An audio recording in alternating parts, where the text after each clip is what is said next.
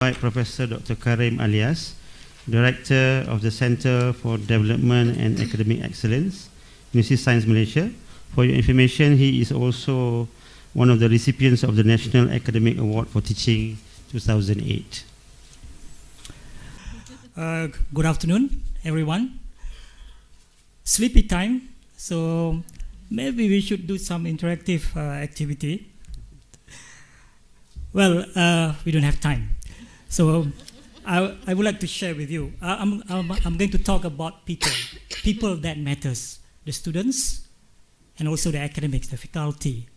So the title is Crafting the NextGen Learner Experiences. The word crafting there, the connotation of crafting, if you see the definition of the dictionary, a job or activity that needs skill and experience, or something produced using skill and experience. To me, the word craft or crafting or the craftsman is partly arts and partly science.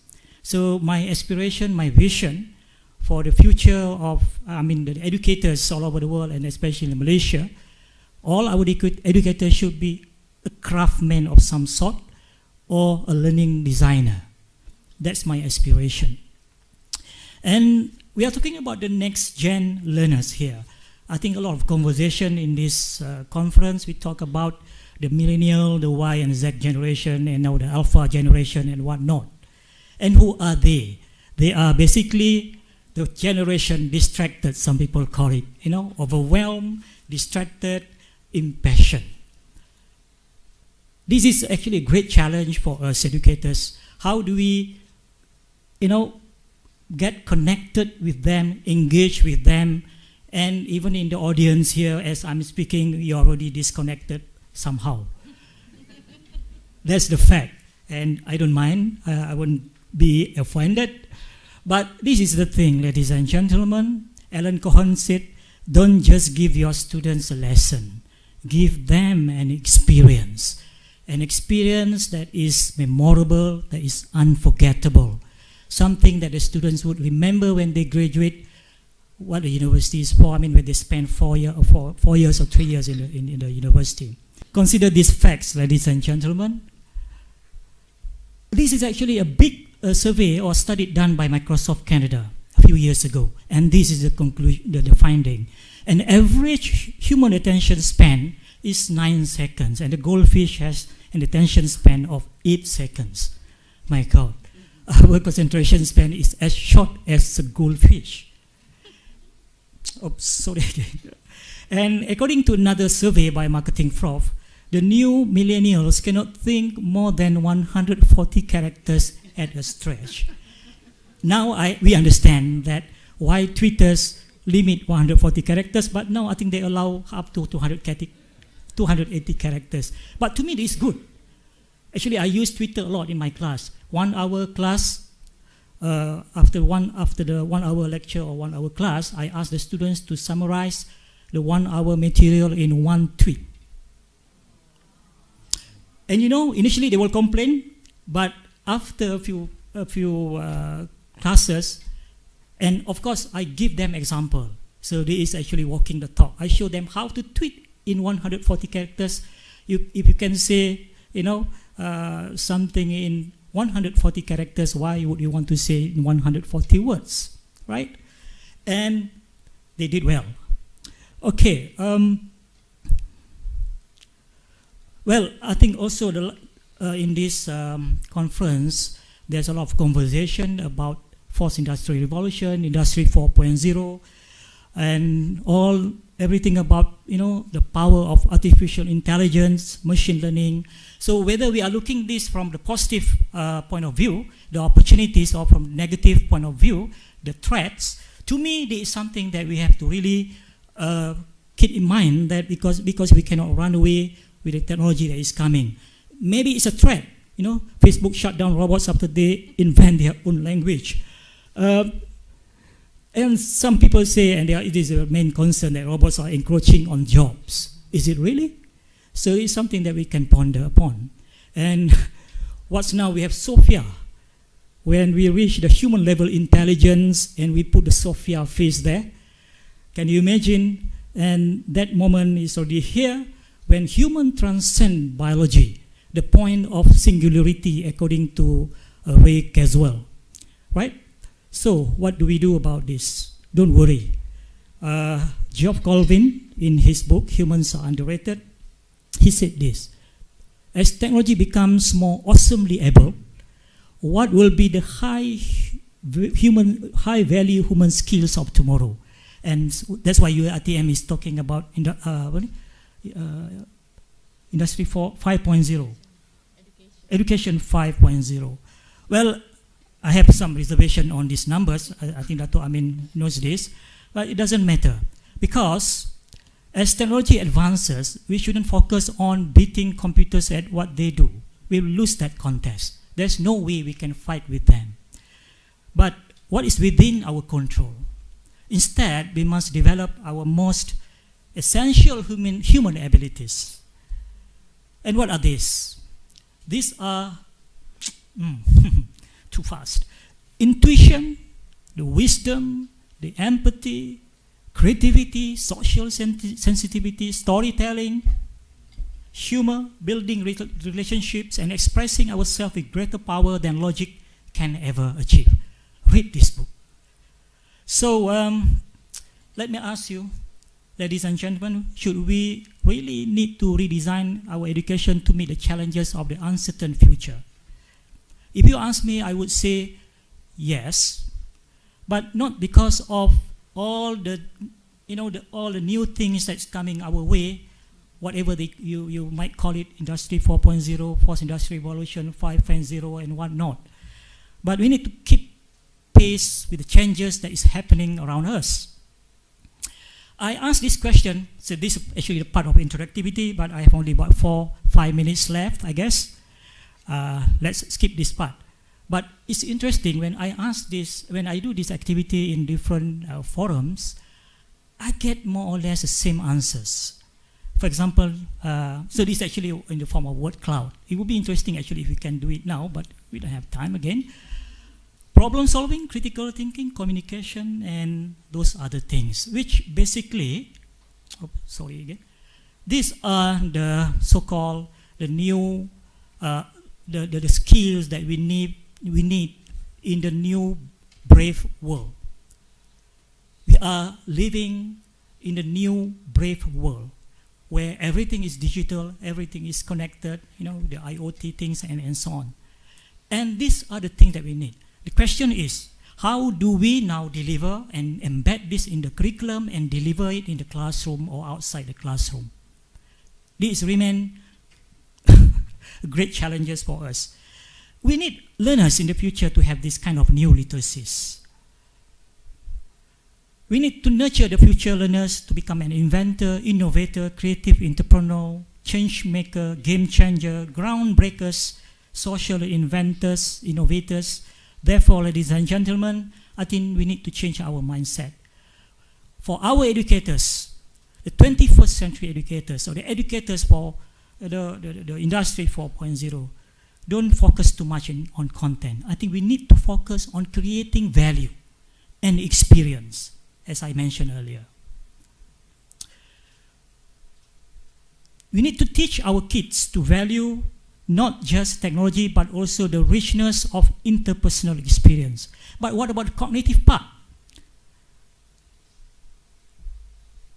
Maybe we need to come up with what I would call a blueprint of thinking. I remember one of our prominent academics, Ramadan here, he said the best teachers are not those who teach you to think like them, but those who teach you to think without them. And one of our Malaysian prominent educators, he's still around, very experienced, and he shared this wisdom with us. He said, teach nothing but thinking. I remember challenging him with this statement, but basically it is all about thinking, and all this term that is flying around: hybrid thinking, exponential thinking, design thinking, computational thinking. So I think the most important thing when we think about crafting the learner experience or become a learning designer is about engaging minds of the the students in our classroom. The key is to engaging minds in the classroom is the role of teachers to creatively design meaningful and relevant learning activities that engage students to think, work together in a group to accomplish certain tasks and get them to express their thought. It means that engaging the cognitive part, engaging their brain, engaging them in the critical thinking, solving problem, and so on. And therefore, so this is what I would say, and I urge that don't just focus on content, don't focus on covering the syllabus, but empower students to uncover it. I like this slide very much. Let the students uncover the syllabus with our guidance. Let, this from Sandy Novak, she said, it's not until students construct their own knowledge that true learning occurs. This, to me, the constructivist approach as I understand it. I'm a food technologist. So this is how I understand this very beautiful concept. And just 1-2 minutes more. I would say this, education in the 21st century, the new economy, aesthetics and creativity are just important as technical knowledge. That's why you see my slides. I spend a lot of time preparing my slide because to me the aesthetic part is very important. This is the last thing that I want to say in my short presentation here.